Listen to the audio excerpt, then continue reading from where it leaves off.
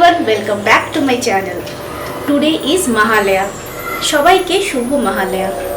Mahalaya marks the beginning of Durga Puja that celebrates victory of good over evil. It is believed that on this day, Goddess Durga started her journey from Kailash to her parents' home along with her 4 children, Ganesha, Kartik, Saraswati and Lakshmi. Durga Puja is celebrated all over India. However, it is celebrated majorly in West Bengal or other eastern states. Those who are staying in Bangalore and are not going to their hometown during this puja, this video is made specially for you. As in this video, I will be giving you a list of Durga Puja Pandals along with the QR code. It is incomparable to how it is happening in West Bengal or other eastern states, but you will get to see Durga Ma's idol, you can give Ashwinomi Anjali, you can get bhog. There are several cultural events which are happening in each pandals. There are food stalls in each pandals. On the 10th puja you can play Shidur Khela, and in few places there are Dandiya nights also. What else do we want? I will be dividing this video into 3 parts: Bangalore East, North and South, and I will be providing you the list of Durga Puja Pandals and QR code accordingly. So without any further delays, let's get started.